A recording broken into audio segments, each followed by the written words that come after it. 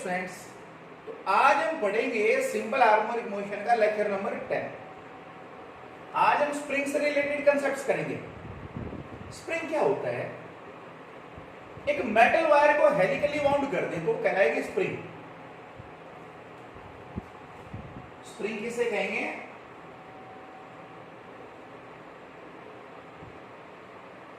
A helically bounded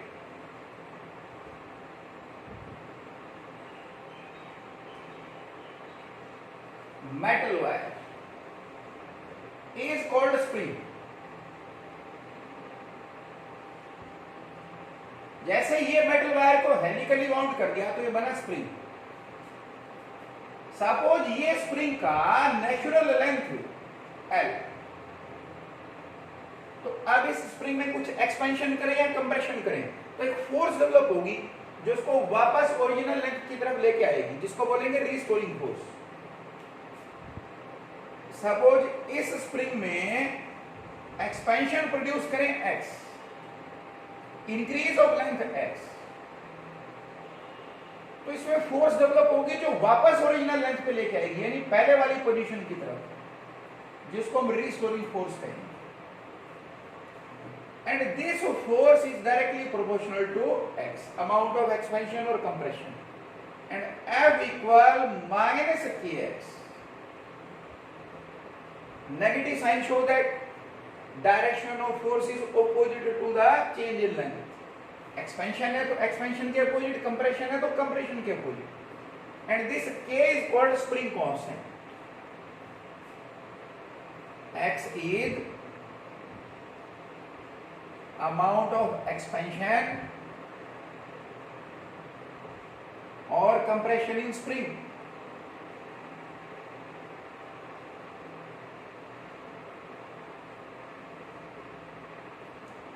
Negative sign show that direction of force is opposite to expansion or compression।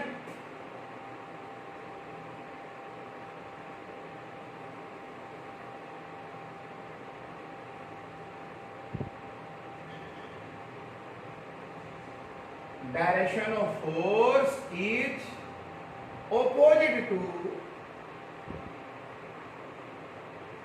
expansion or compression।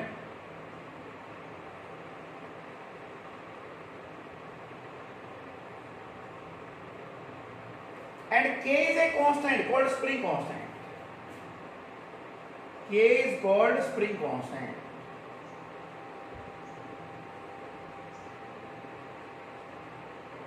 और spring factor, spring factor भी बोल देते हैं इसको।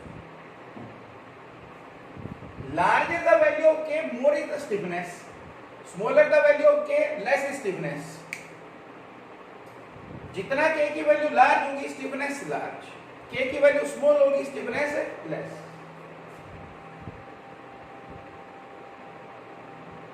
Larger is value of K,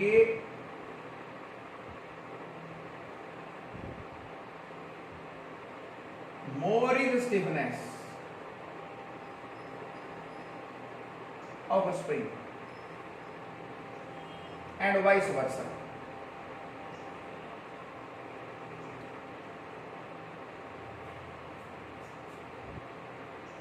When a spring is broken into pieces, then spring constant get increased। Her spring को जब pieces में तोड़ेंगे तो जो पीस है उसका स्प्रिंग कांस्टेंट इनटू लेंथ और ओरिजिनल स्प्रिंग का product of spring constant and length same रहेगा। When a spring is broken into pieces,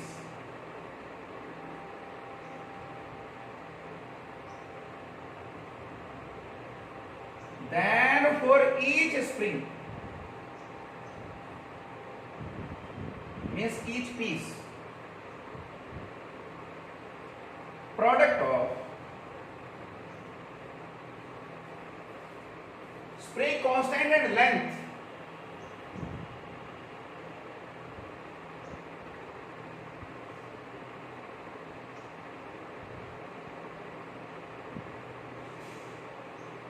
is same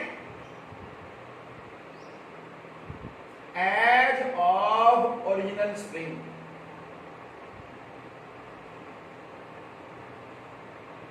For example, we consider a spring of length L, spring constant K. जैसे कोई spring ले, length L, spring constant K, इसका कोई piece ले, ये piece length L1, spring constant K1, then K1 L1 will be equal to K into L, and K1 is equal to K into L by L1. अगर ये L1 length original spring की length का half है तो spring constant भी half double हो जाएगा. अगर ये लेंथ L1 L2 है तो डबल हो जाएगा. लेंथ 1/3 है तो स्प्रिंग कांस्टेंट थ्राइस हो जाएगा. लेंथ 1/4 तक इसका तो स्प्रिंग कांस्टेंट 4 टाइम हो जाएगा. Spring constant of each piece will be larger than that of original spring.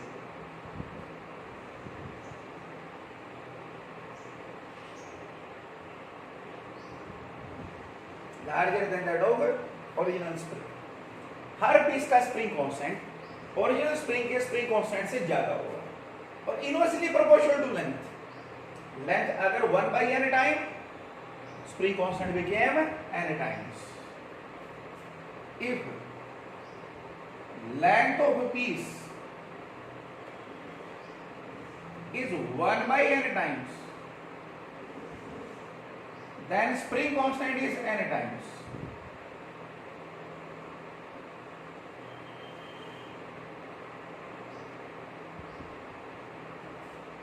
Length अगर 1/n टाइम हो जाएगी तो spring constant became n times.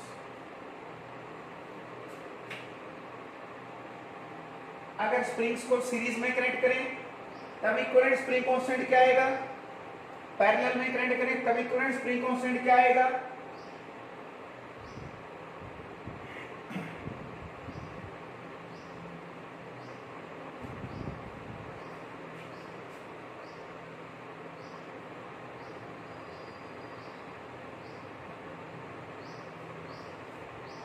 देखो, अगर स्प्रिंग्स को सीरीज में कनेक्ट करें तो 1/k equivalent 1/k1 plus 1/k2 1/k3, यानी स्प्रिंग कांस्टेंट का डिक्रीज्ड. और पैरेलल में कनेक्ट करें तो spring constant k, k1 plus k2 plus k3, spring constant get increased. When springs are connected in series, then equivalent spring constant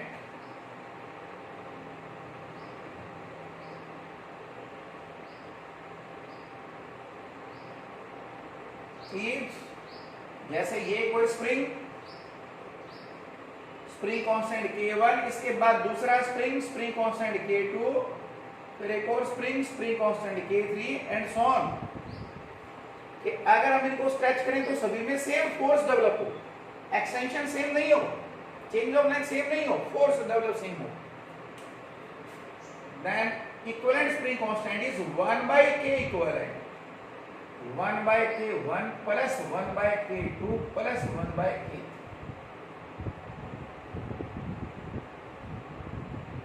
spring constant get decreased.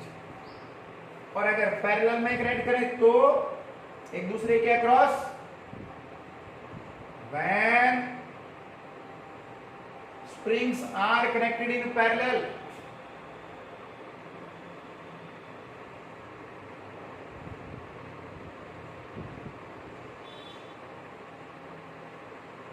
then for example ये spring constant K1,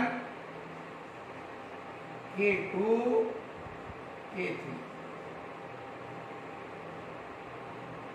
ये parallel में connected है आपस में एक दूसरे के across. Then equivalent spring constant is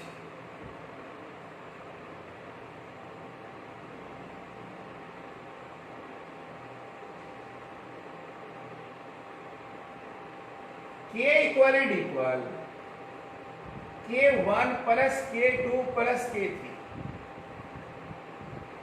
Spring constant get increased. Spring constant get increased. जब पैरेलल में कनेक्ट करेंगे तो स्प्रिंग कांस्टेंट बढ़ जाएगा. as much oscillations of the loaded spring. और हाँ एक और बात, कई बार क्वेश्चंस में क्या होगा, जैसे ये फिक्स्ड है, यहां एक स्प्रिंग कनेक्ट कर दिया, स्प्रिंग कांस्टेंट K1, यहां एक मास कनेक्ट कर दिया, यहां एक और स्प्रिंग कनेक्ट कर दिया, spring constant K2.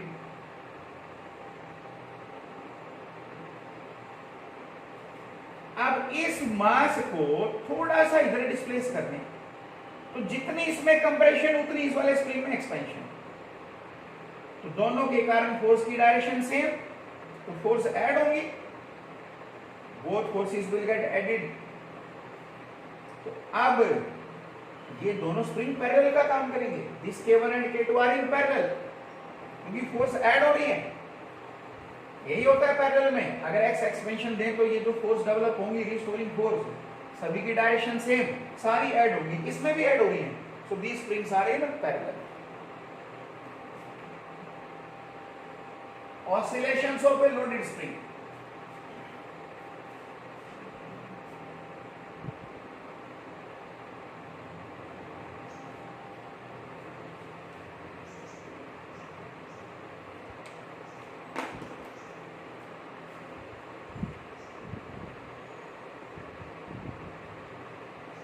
Oscillations of a loaded spring.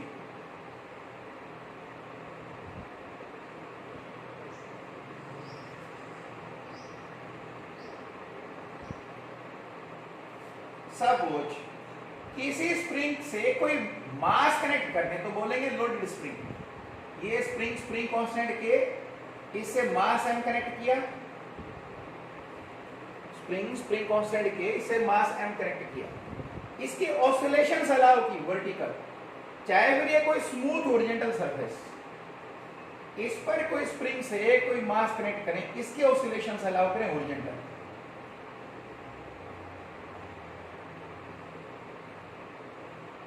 या फिर यहां ऑसिलेशंस कोई डिफरेंस नहीं है, सिमिलर है. Then a time period of oscillation is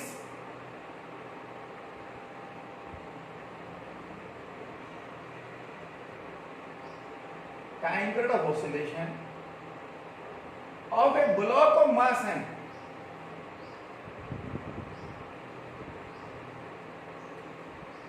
connected to spring of a spring constant K.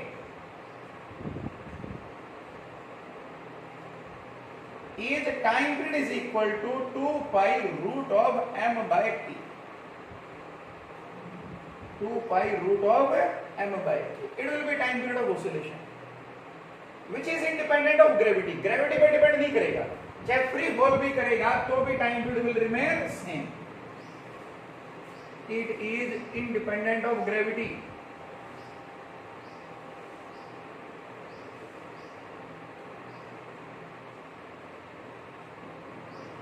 Even when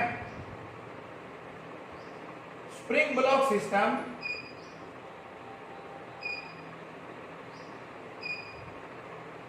is allowed to hold freely,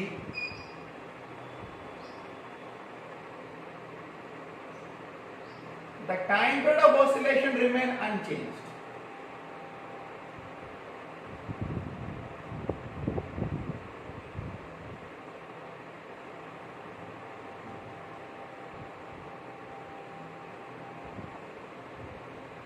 time period of oscillation remain unchanged, कोई फर्क नहीं पड़ेगा.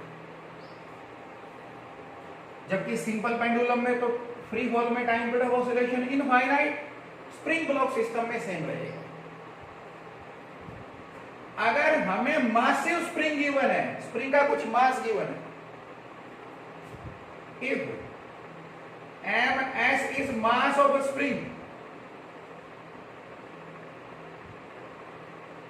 then अगर spring का mass ms है, then time period of oscillation is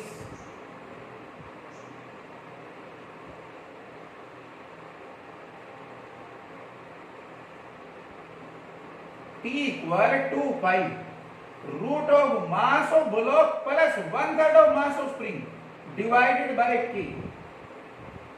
और अगर एक से ज्यादा स्प्रिंग है तो इक्विवेलेंट के ले लेंगे हम K effective.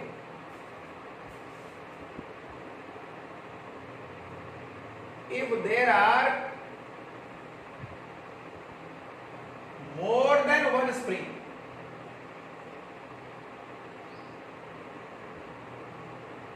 then by producing some displacement in block from mean position,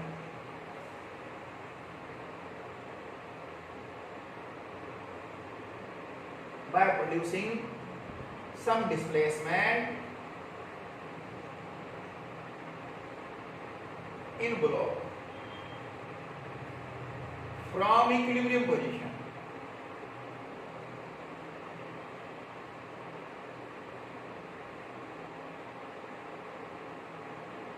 by X obtain restoring force acting on block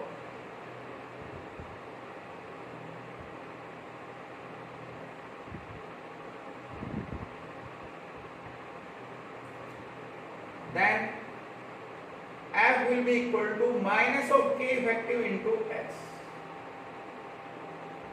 F will be proportional to X, जो constant of proportion है उसको K effective लेंगे, and time period of oscillation 2 pi root of m by K effective करवाएंगे आपको कई सारे questions उसमें आ जाएगा। Frequency 1 by time period that became 1 by 2 pi root of K effective by m, और angular frequency omega 2 pi nu 2 pi by time period, accordingly वो term आ जाएंगी। And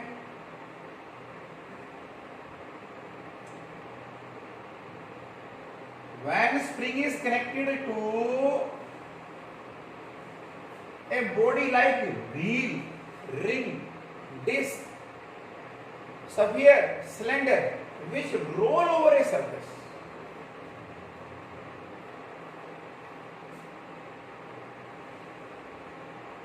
if spring is connected to a body which rolls over a rough surface,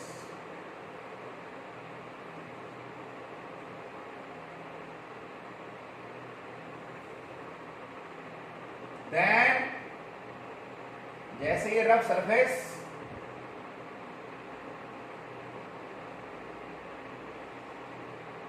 यहां कोई spring एक and rigid support से connected, दूसरा and यहां जो है किसी ऐसी बॉडी से कनेक्टेड जो सरफेस पर रोल कर सके, जैसे कोई डिस्क है, रिंग है, स्फीयर है, सिलेंडर है, then time period of oscillation of bodies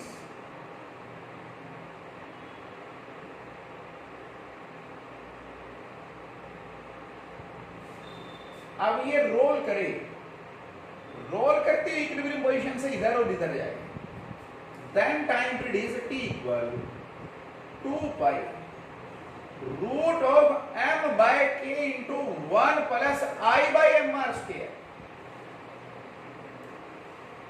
m mass of body, I moment of inertia about axis passing through center, and r radius of body,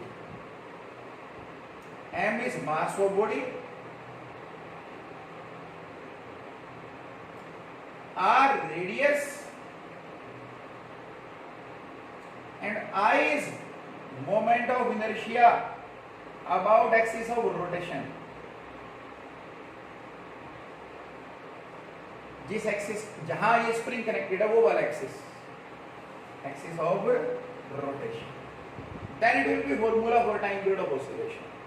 बोलो एज मच, वैसे formula 2 pi root of m by k effective, और अगर spring का mass है तो 2 pi root of mass of block plus 1/3 of mass of spring, divided by K effective. और अगर spring किसी ऐसी बॉडी से कनेक्टेड है जो रोल करे किसी रफ सरफेस पर, then it became time period equal 2 pi root of m by k into 1 plus I by m r square।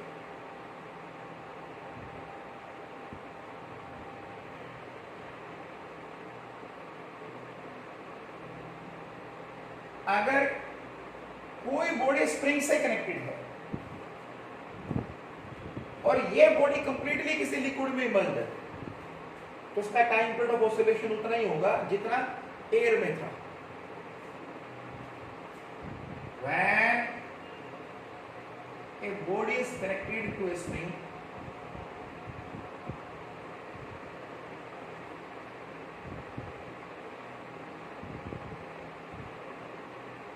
and is completely immersed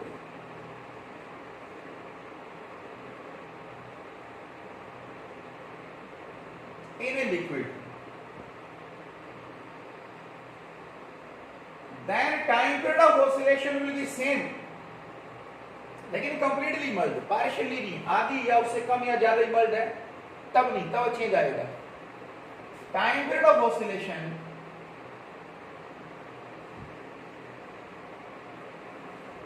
will be same as in air।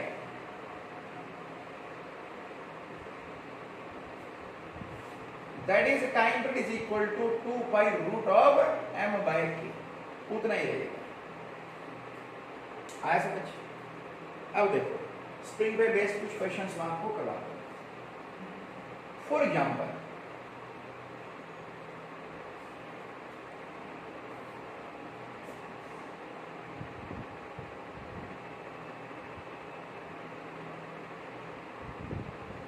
ये spring constant के, ये मास का block connected है और यहां दो spring connected हैं, इनके बेस स्प्रिंग कांस्टेंट के। What is time period of oscillation of the block? What is time period of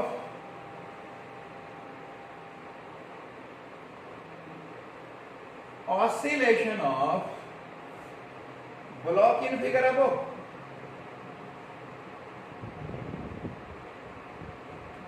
कितना टाइम पीरियड ऑफ ऑसिलेशन होगा इस ब्लॉक का इस फिगर में? These two springs are in parallel,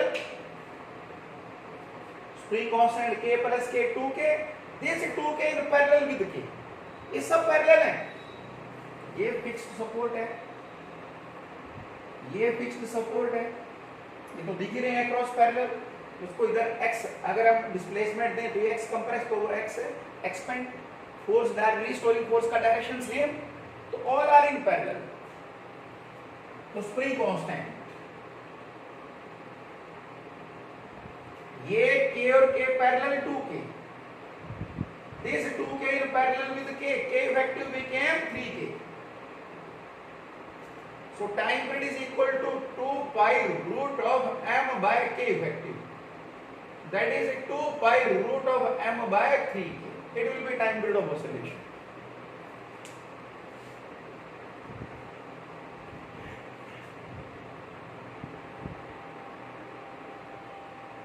next question देखो,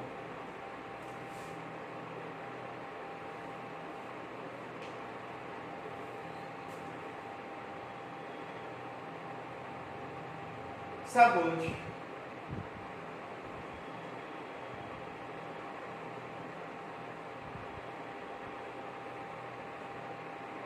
ये कोई मास का ब्लॉक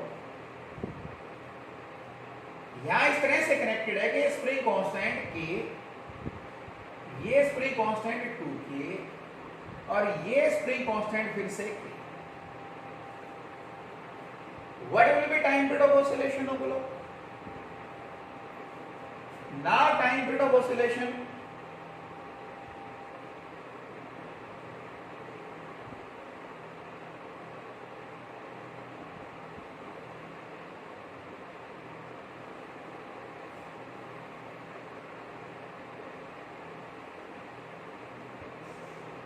अब ये दोनों सीरीज हैं,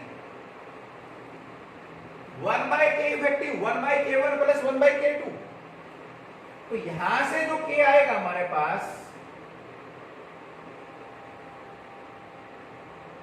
that is k1 into k2 divided by k1 plus k2।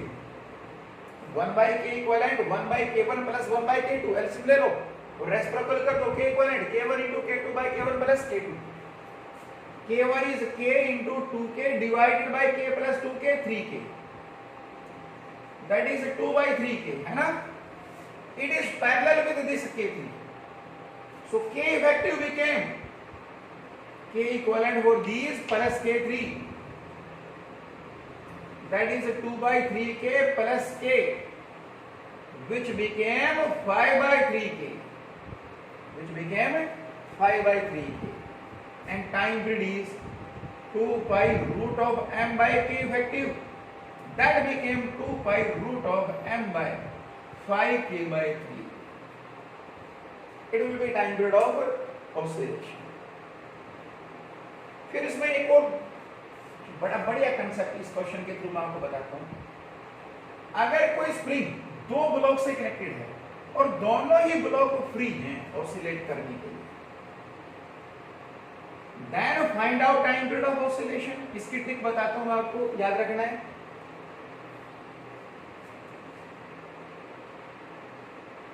Spring of spring constant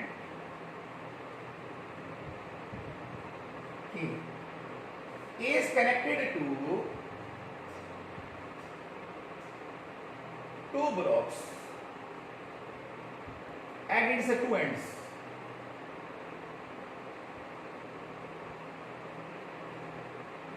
and both are free to oscillate।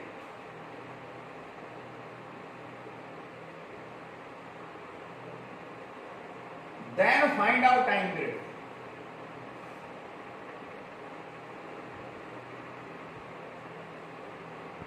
जैसे ये सरफेस पर ये कोई m1 मास का ब्लॉक स्प्रिंग का एक एंड इससे कनेक्टेड, और ये m2 मास का ब्लॉक स्प्रिंग का दूसरा एंड इससे कनेक्टेड। स्प्रिंग कांस्टेंट की स्प्रिंग के एक एंड से m1 मास का ब्लॉक कनेक्टेड, दूसरे एंड से m2 मास का ब्लॉक कनेक्टेड, और स्प्रिंग कांस्टेंट की। अब इनकी ऑसिलेशंस अलाउ करें, दोनों की ऑसिलेशंस होंगी ऐसे, है ना। Time period of oscillation for both will be same, frequency for both will be same. Time period of oscillation for both blocks will be same, and each, ये आप कंसेप्ट ध्यान रखेंगे, फॉर्मूला ध्यान रखेंगे। Time period 2 pi root of mu by k, where mu is the reduced mass. ये जो mu है ये होता है रिड्यूस्ड मास बोलते हैं इसको। 1 by mu equal 1 by m1 plus 1 by m2। ये रिड्यूस मास कितना 1 by mu 1 by m1 plus 1 by m2। तो यहां पर एलसीएम ले लें, m1 इंटू m2 और ऊपर आ जाएगा m2 plus m1। It means value of mu is m1 into m2 divided by m1 plus m2, that is value of mu, and time period will be 2 by root of mu by K. इस तरह के question को हम ऐसे ही solve करेंगे हमेशा, direct ये trick से आ जाएगा। ये ट्रिक कहां से आई? Centre of mass will remain at rest. Centre of mass से इसका अलग से ऑसिलेशन देखें, सेंटर ऑफ मास का डिस्टेंस देख लें, total length L, centre of मास का यहां से डिस्टेंस देख लें, ये डिस्टेंस से L1 आ जाएगी, तो नया स्प्रिंग कांस्टेंट आ जाएगा इस पार्ट का, उसका टाइम पीरियड ऑफ ऑसिलेशन यही आएगा। तो याद रहेगी trick 2 pi root of mu by k, where mu is the reduced mass, m1 into m2 divided by m1 plus m2।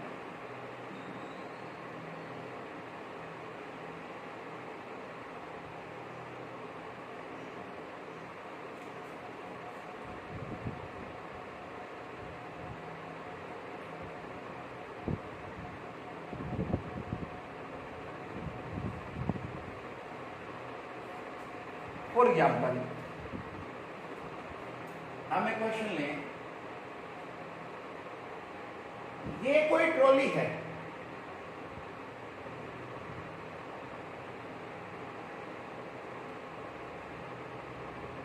Mass capital M, इससे एक स्प्रिंग कनेक्टेड है और स्प्रिंग से ये स्मॉल है मास का ब्लॉक कनेक्टेड है,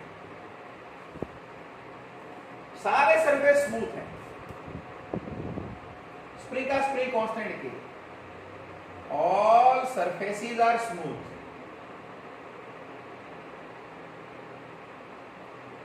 अगर इस सिस्टम को रेस्ट से रिलीज करें जब इस स्प्रिंग में कोई एक्सपेंशन थी तो ये कॉम्बिनेशन ऑसिलेट करेगा। If block of mass small m is placed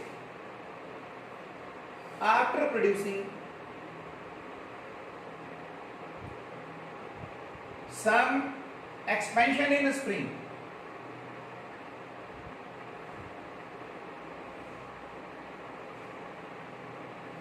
and is let free, then what is time period of oscillation?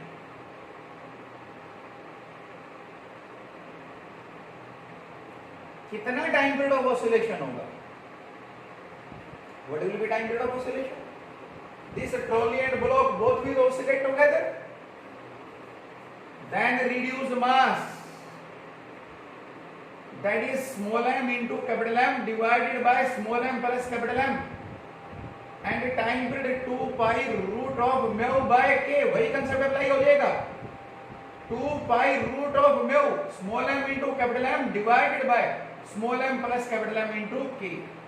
It will be time period of oscillation of the trolley as well as mass.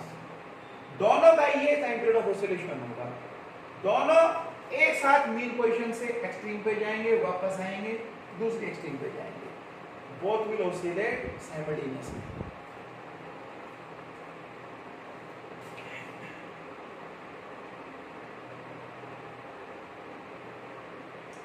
लेकिन मान लो question में थोड़ा change कर दें, इस तरह से question दें कि ये सरफेस पर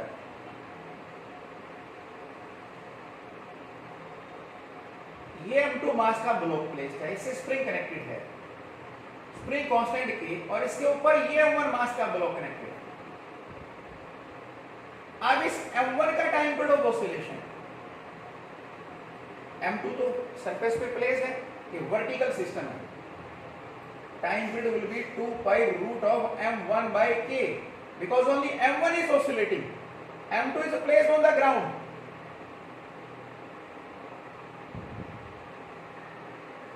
समझ आ गया? ध्यान रखें, इस तरह के क्वेश्चन में ऐसा नहीं कि रिड्यूस मास ले लोगे, यहाँ m2 तो ग्राउंड पर प्लेस्ड है, ये वर्टिकल ऑसिलेशन सिर्फ m1 की, तो time period 2 pi root of m1 by k।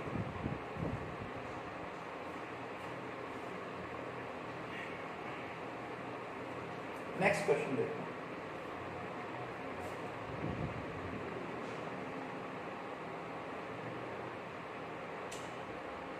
Suppose यहां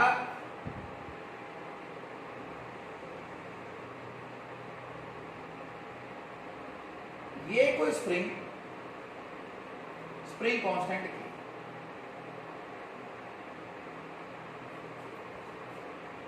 ये मासलेस पुल्ली, इससे कोई ब्लॉक कनेक्टेड है m मास का block.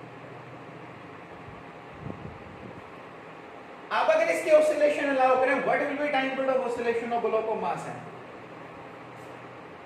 In figure below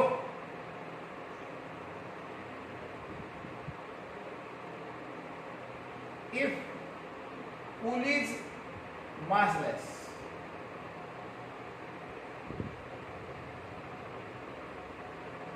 then find out time period of oscillation of block. इस ब्लॉक का टाइम पीरियड ऑफ ऑसिलेशन बताओ। देखो क्या करेंगे। सपोज इस ब्लॉक को, ये इक्विलिब्रियम पोजीशन है, मीन पोजीशन है,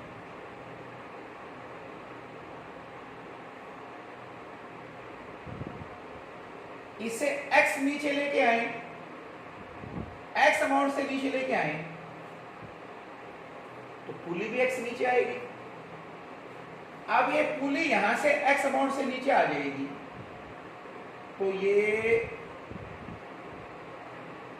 इधर से कितना लेंथ बढ़ा x, इधर से कितना लेंथ बढ़ा x। इस वायर का दोनों तरफ लेंथ x बढ़ेगा, लेकिन वायर का कहां बढ़ेगा, ये तो स्प्रिंग का बढ़ेगा। Increase in length of spring is 2x। ध्यान से देखें, सॉल्यूशन को अच्छे से सीखें।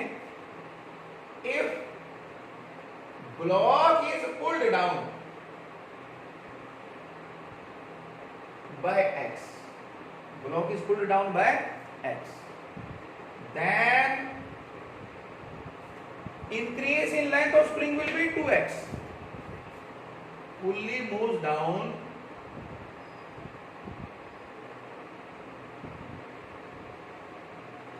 by x and increase in length of spring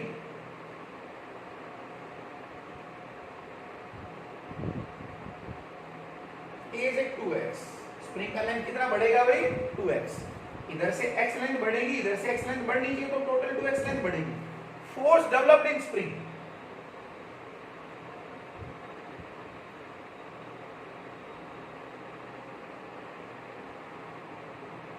force developed in spring is, force in spring is equal to k into 2x, k into 2x। ये force develop होगा spring में। अब ये फोर्स डेवलप होगा तो जितना स्प्रिंग में force develop होगा उतना ही इधर टेंशन, इधर भी टेंशन, तो नेट फोर्स, अब ये 2t पुली मासलेस है, तो ये जो ब्लॉक है, इस ब्लॉक पर कितनी फोर्स लगेगी जो इसको वापस लेके जाएगी, 2t additional force, restoring force. Now restoring force developed on block,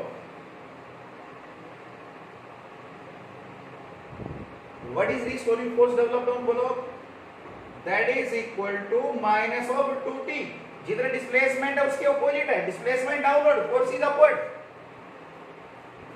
तो ये जो कनेक्शन है यहाँ के थ्रू ये फोर्स लगेगी ब्लॉक पर अपवर्ड्स, और यहाँ ये 2t क्यों, जितना स्प्रिंग में फोर्स डेवलप होगा वही फोर्स पूरे के पूरे वायर में, तो इधर भी टेंशन t, इधर भी t, अपवर्ड फोर्स 2t, पुली मासलेस, नेट फोर्स 0, तो डाउनवर्ड भी 2t।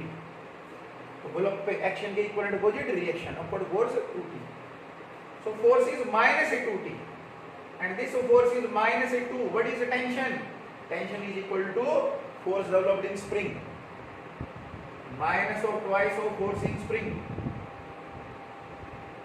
that is minus 2 into 2kx, so F equal to minus of 4kx, so k effective 4k, what is k effective, 4k। अब यहां पर k effective जो होगा वो कितना होगा, 4k होगा। So time period is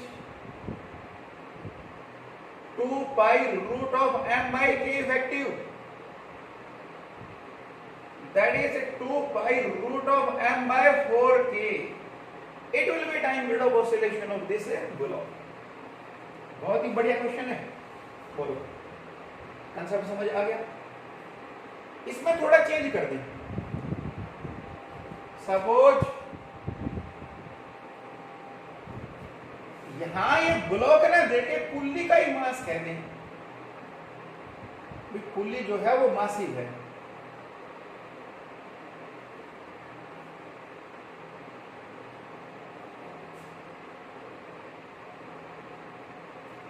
in figure below if pulley is massive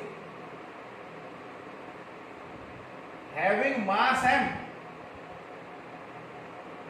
radius r and moment of inertia I,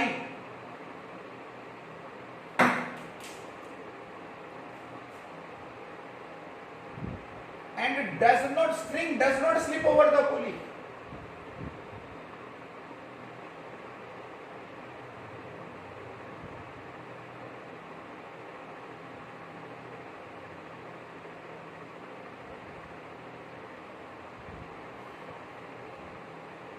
Then find out time period of oscillation of pulley.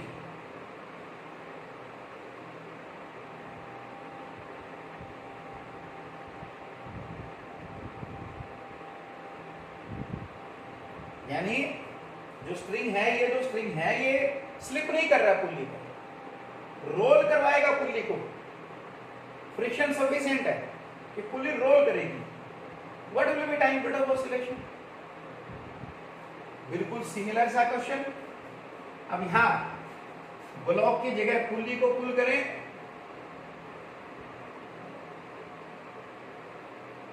Pulley is pulled down by x, then increase in length of spring is 2x. तो force developed in spring k into 2x, k into increase in length. तो इधर से tension, इधर से tension, upward force tt 2t, upward force is 2t.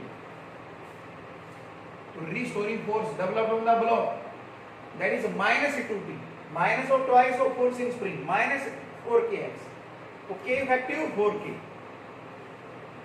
again k effective is 4k. So time period of oscillation 2 pi root of m by k effective into 1 plus I by mr square. Rolling वाला question, वही concept apply हो जाएगा. That is 2 pi root of m by k effective 4k, 1 plus I by mr square. It will be time period of oscillation of this pulley. बोलो आया समझ? एक question और कर लेते हैं.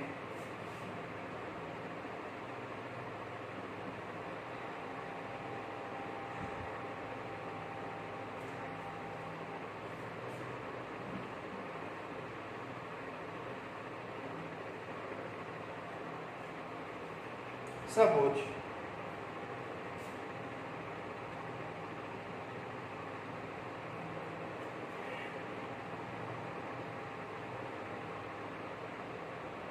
ये स्प्रिंग से यहां कोई पुली कनेक्टेड है, पुली के ऊपर से स्ट्रिंग पास कर रहा है, यहां कोई स्प्रिंग कनेक्टेड है, और इस स्ट्रिंग से ये है मास का block connected.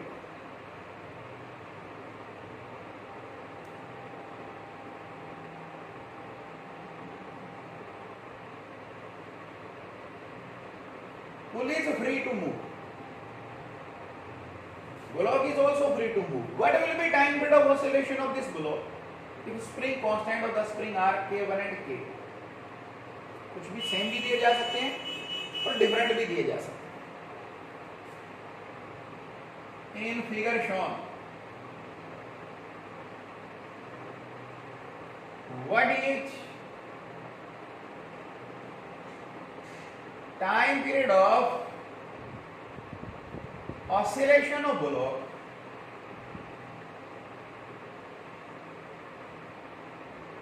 if pulley is massless?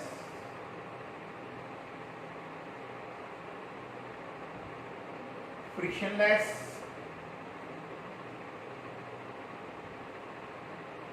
and free to oscillate, free to move. Question बोलो भाई, आया समझ? ये फिक्स्ड सीलिंग है, ये फिक्स्ड ग्राउंड है, यहां से एक spring connected, spring constant K1, ये पुली से कनेक्टेड है, और ये पुली के ऊपर से एक स्प्रिंग पास कर रहा है जो स्प्रिंग से कनेक्टेड है, जो ग्राउंड से फिक्स्ड है, और इस स्प्रिंग के दूसरे एंड पर मास का ब्लॉक कनेक्टेड है. तो इसका टाइम पीरियड ऑफ ऑसिलेशन बताओ. देखो सपोज इस ब्लॉक को, ये इक्विलिब्रियम पोजीशन, यहां से x नीचे ले आए,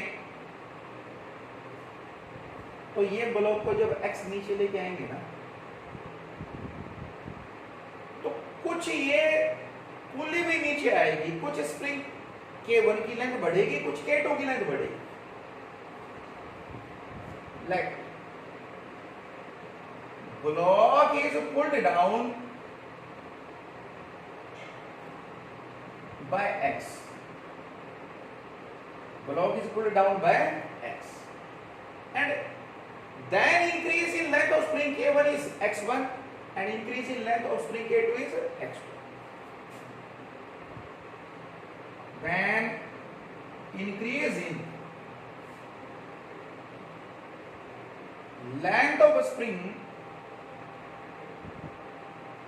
K1 is x1 and in of K2 is x2.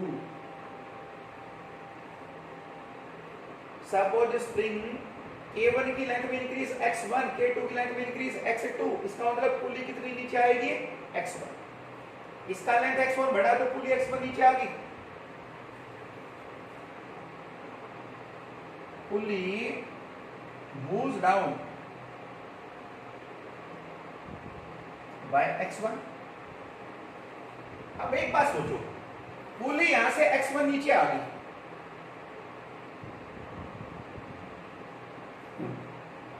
तो ये नई पोजीशन होगी हमारी पुली की।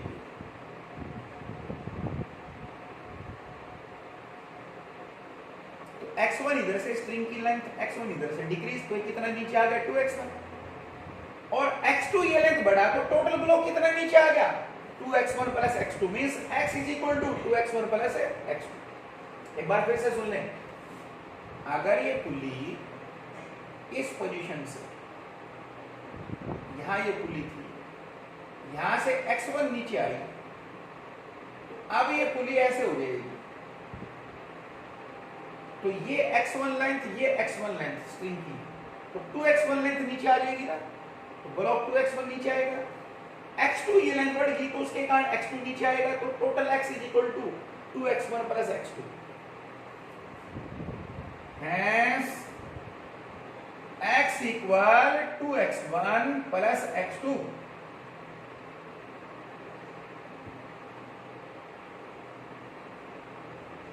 X equal to x1 plus x2. So अब फोर्स देखो, ये पुली यहां पर फोर्स डेवलप हुआ, suppose F1 which is K1 x1, F1 K1 x1, यहां लेंथ इंक्रीज x1, तो फोर्स डेवलप K1 x1, और ये वाला जो स्प्रिंग था इसका लेंथ इंक्रीज x2, तो यहां force developed F2 K2 x2, F2 K2 x2। पुली तो मास लेस है, मास लेस पुली है, तो net force 0 for pulley, net force 0 because net force is mass into acceleration, mass is 0. It means F1 is equal to 2F2, F1 equal to F2. So K1 x1 is equal to twice of K2 x2. It means x1 to K2 x2 divided by K1. x1 is equal to 2 K2 x2 divided by K1. Using it in equation 1,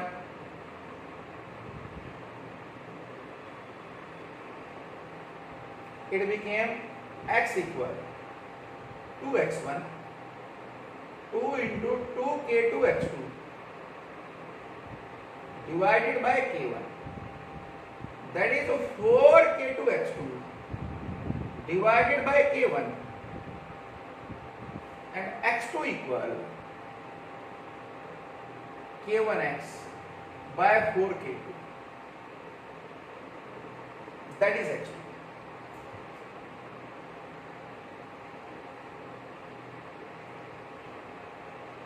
हमने x1 x2 को relate कर लिया pulley के equilibrium से, pulley पे net force 0, तो वहां से हमारे पास आ गया k1 x1 equal to k2 x2, x1 2k2 by k1 x2, ये यहां पुट कर दिया इक्वेशन 1 में, x equal twice of 2k2 by k1 into x2, 4k2 by k1 x2, and x2 equal k1 into x by 4k2.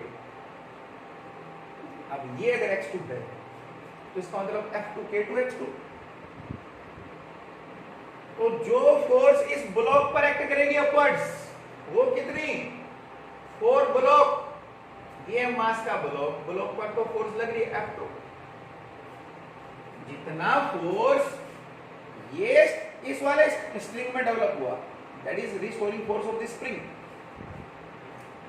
That is F2, that is restoring force on block of mass M. So restoring force on the block of mass M, this F, that is equal to F2. Restoring force on block is F equal F2. Minus sign लगा सकते हैं positive displacement. F2 is equal to K2x2, that is equal K2x2, which is K1x divided by 4K. K1x divided by 4K2. x2 हमारे पास कौन आया, यहां भाई थोड़ी सी problem रहेगी, गड़बड़ है कुछ, क्या गड़बड़ है, हमने x1 को तो पुट कर दिया पर ये x2 को नहीं लिया, ये भी तो लेना पड़ेगा साथ में, प्लस x2, छोटी मिस्टेक है ये, x equal to x1 plus x2, यहां हमने x1 तो पुट कर दिया, x equal twice of x1 ये लिख दिया, प्लस x2 नहीं लिखा था वो भूल गए थे, तो plus x2, it became x2 ले ले कॉमन यहां से 4k2 bye k1 plus 1 into x2, बोलो समझ आ गया। यहां पर हमने जब ये x1 की वैल्यू पुट की थी, x equal twice of x1 plus x2, ये प्लस x2 और लिखेंगे, तो 4k2 by k1 plus 1 x2, then it became, LCM ले लें, 4k2 plus k1 divided by k1 into x2, and hence x2 became, x2 की value सही नहीं थी हमारी, x2 became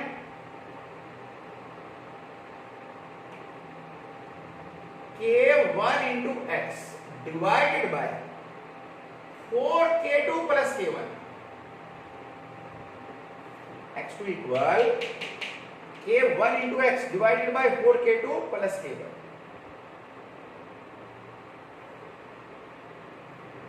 ये x2 आएगा। सो फॉर ब्लॉक, अब अगर हम ब्लॉक की बात करें तो ब्लॉक पर restoring force F2, restoring force on block F2, what is F2, F is equal to F2 which is equal K2 x2, और माइनस साइन चूंकि ऑपोजिट टू डिस्प्लेसमेंट है तो माइनस साइन यूज कर सकते हैं, that is equal K2 x2 की value put कर दो into K1x divided by 4k2 plus k1, so K effective, ये K इफेक्टिव का काम करेगा, F is equal to K effective x, it means K effective equivalent K, that is K1 into K2 divided by K1 plus 4k2, it is K effective, and time period of oscillation is, time period is equal to 2 pi root of m by K effective, that became 2 pi root of m divided by K1 into K2 by K1 plus 4K2. That will be time period of oscillation. बोलो आया समझ? किस तरह से solve करेंगे question को, concept क्या है, समझ में आया सभी को? पहले हमने एज्यूम कर लिया अभी ब्लॉक को x अमाउंट से इक्विलिब्रियम पोजीशन से नीचे लाया, तो ब्लॉक नीचे आएगा तो ये स्प्रिंग का भी लेंथ बढ़ेगा, इसका भी बढ़ेगा। मान लो इसका लेंथ इंक्रीज x1, इसका इंक्रीज x2, तो टोटल x को x1 x2 से रिलेट कर लिया हमने। फिर हमने x के फॉर्म में x2 को फाइंड आउट कर लिया, कैसे? इक्विलिब्रियम ऑफ पुली से। ये x1 की वैल्यू यहां पुट कर दी x2 के टर्म में, तो x2 और x में रिलेशन आ गया, x2 आ गया x की फॉर्म में, तो force on the block that is K2 x2, और वहां से x2 की वैल्यू पुट कर दी x की फॉर्म में, तो F is something into x, वो जो समथिंग है that is K effective, and time period 2 by root of m by K effective.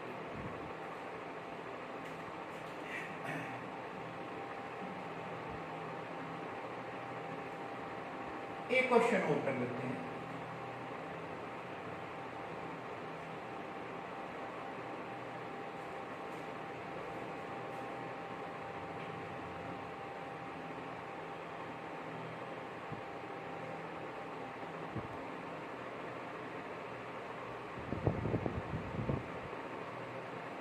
Suppose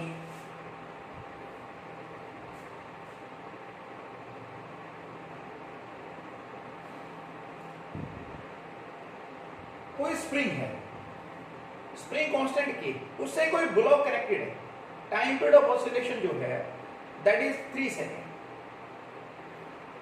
if spring is cut into pieces, each of its length 1/4 of original, and all pieces are connected in parallel, and block is connected to that parallel combination, what will be new time period of oscillation? A block of mass m is suspended from a spring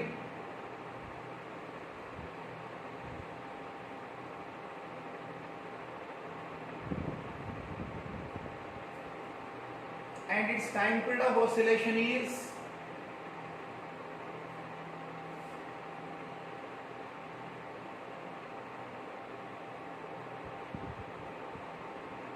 three seconds. If spring is cut into 4 equal parts and all 4 parts are used in parallel,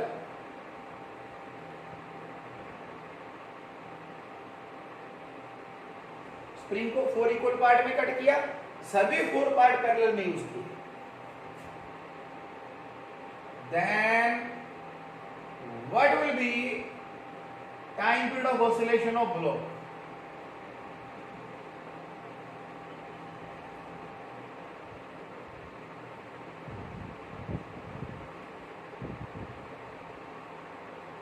अब क्या time period of oscillation होगा block का, है? देखो suppose ये spring constant K, यहां मास का block connected, time period of oscillation 2 pi root of m by K, that is given as 3 second, time period is given as 3 second.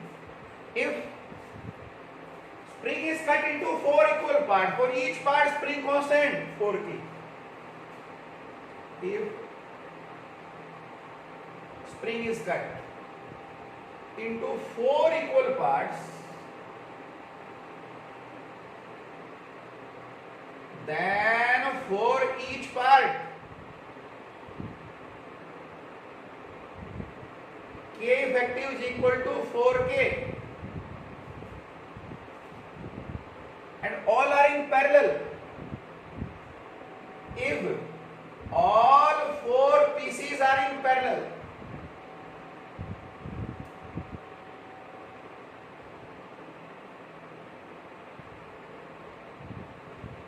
then इसको K1 कह देते हैं, for each part K1 4K, then K effective 4k1, that will be 16k.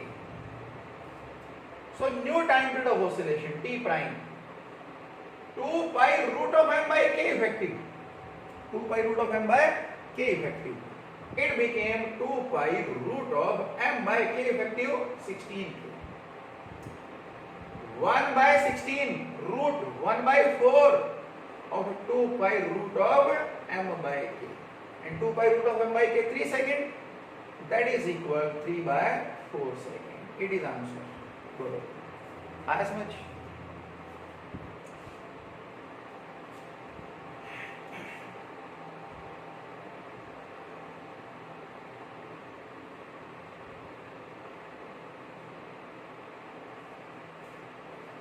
एक और question कर लेते हैं, बस फिर स्प्रिंग को वार्म अप करेंगे।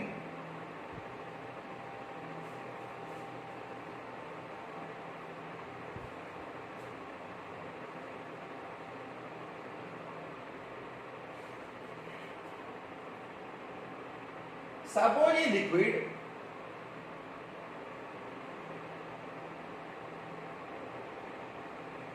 density of liquid rho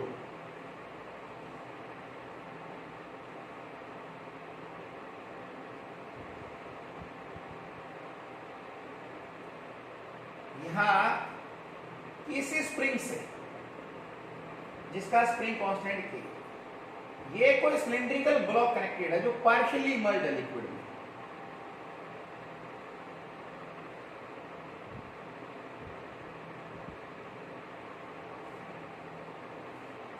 Mass of block is m, area cross section is a.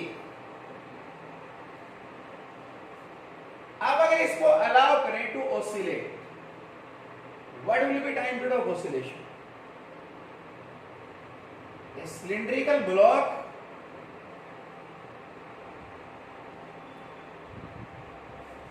of mass m and area cross section a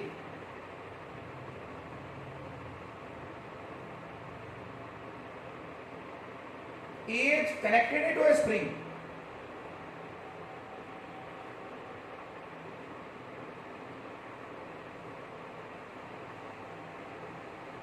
Of spring constant K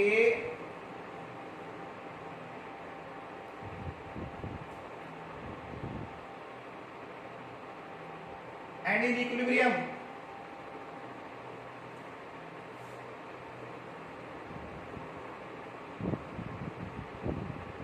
It is half immersed in liquid.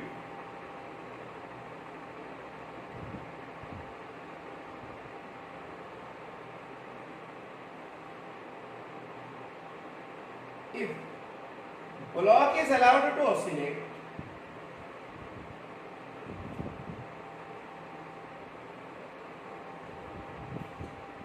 then find out its time period of oscillation. Then MCQ में option दे देंगे आपको, what is the time period of oscillation of block?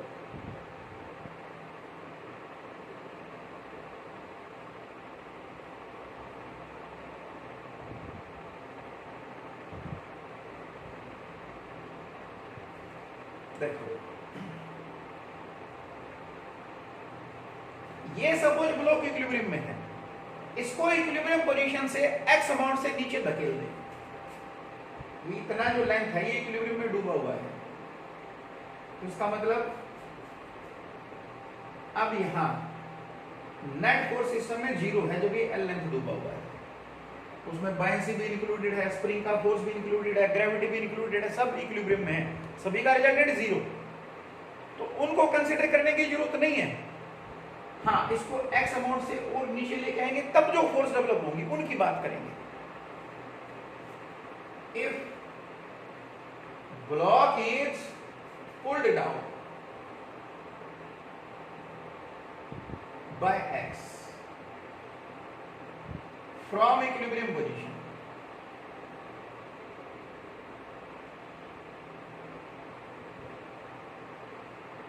then अब इसको x और नीचे ले आए तो क्या होगा भाई? जब हम इस ब्लॉक को फर्दर एक्स अमाउंट से नीचे ले आएंगे तो एक तो स्प्रिंग की लेंथ बढ़ेगी एक्स, तो यहां फोर्स डेवलप होगी स्प्रिंग की। दूसरा, ये जब एक्स लेंथ और डूबेगी तो यहां उस एक्स लेंथ के कारण बायंसी होगी कि सर एल की बायंसी, वो तो पहले से इक्विलिब्रियम में है। जो एक्स्ट्रा एक्स लेंथ हमने इसमें मर्ज की उसकी वजह से बायंसी, उस एक्स की वजह से buoyancy plus extra buoyancy, these together will provide restoring force. Then restoring force is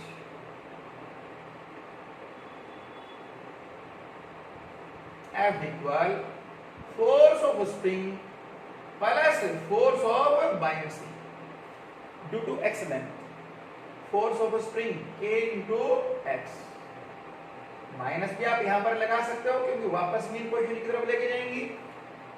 force of buoyancy, ये जो एक्स लेंथ के कारण बायंसी है, कितनी buoyancy, extra length immersed x, area cross section a, तो volume of liquid displaced x into a, it is volume displaced, volume into density, mass of liquid displaced, m into g, weight of liquid displaced, then it is equal minus of K plus A rho G into X. It is K effective.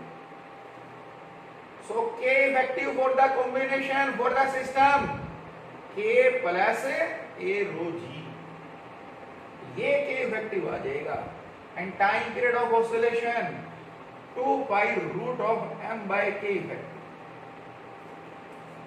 That became 2 pi root of m by K plus A rho G. और अगर ये सारा block इसमें emerge रहता तो फिर buoyancy में कोई चेंज नहीं आना था ना। मैंने आपको कंसेप्ट कराया था कि अगर पूरा का पूरा ब्लॉक लिक्विड में इमर्ज है तो time period of oscillation 2 pi root of m by K वही होगा। देखो अगर ये पूरा ब्लॉक लिक्विड में इमर्ज होता तो जब इसको और हम डिप्रेस करते तो बायंसी में कोई फर्क नहीं पड़ना था, पहले भी इमर्ज्ड था बाद में भी इमर्ज्ड रहना था, तो बायंसी वाली फोर्स नहीं आती, तो रिस्टोरिंग फोर्स कौन आती, सिर्फ kx। तो k इफेक्टिव कौन होता है, k, और टाइम पीरियड कौन होता है, 2 pi root of m by k। बोलो आया समझ? चलो एक क्वेश्चन और कर लेते हैं।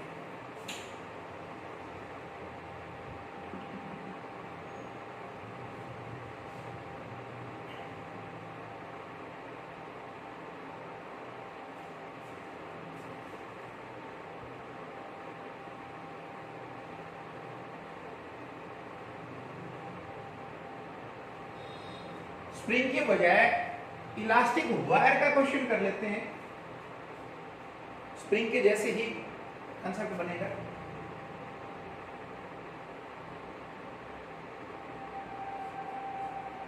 सपोज ये कोई elastic wire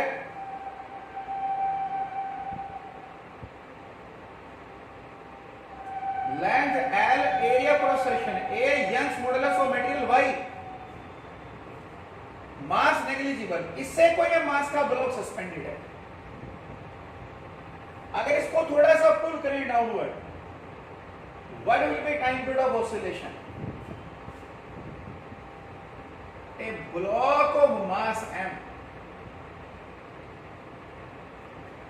is suspended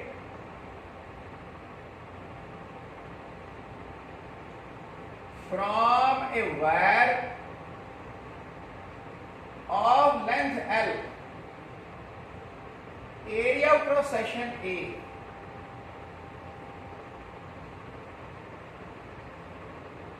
and Young's modulus Y.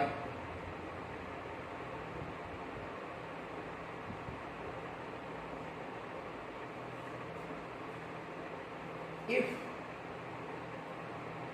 block is slightly pulled down,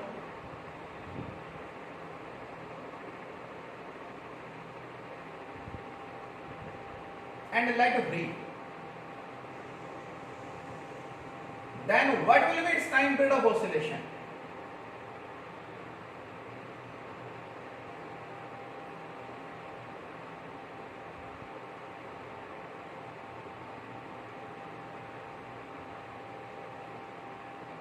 What will be its time period of oscillation? क्या टाइम पीरियड ऑफ ऑसिलेशन होगा? बोलो, आया समझ? देखो कैसे सोल्व करेंगे। जब हम इस ब्लॉक को डाउनवर्ड पुल करें बाय अमाउंट x, जैसे यहां ब्लॉक था, x अमाउंट से नीचे ले आए,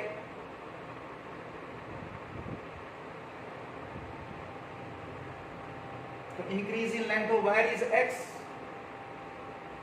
If block is pulled down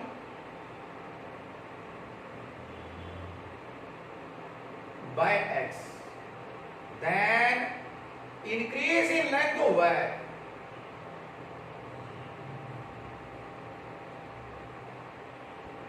is also x. What is restoring force developed?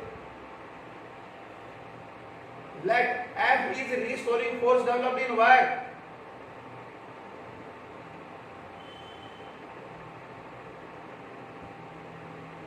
Then it will be force Young's modulus, stress by strain, stress force per unit area by strain, delta L by L. Delta L is x, L. Increase in length is x. Young's modulus, stress by strain, stress force per unit area, strain, delta L by L. It means F equal YAX divided by L. और negative use कर सकते हैं, opposite to displacement है। It means K effective is equal to YA by L. It behaves like a spring of spring constant Y into A by L, Y Young's modulus, area cross section of wire, L length, and time period of oscillation is 2 pi root of m by K effective. That is equal 2 pi root of m by K effective Y into A by L. It will be time period of oscillation. बोलो, आया समझ? तो बहुत ही बढ़िया concept आज हमने spring के कवर किए, इनको अच्छे से पढ़ें, सीखें।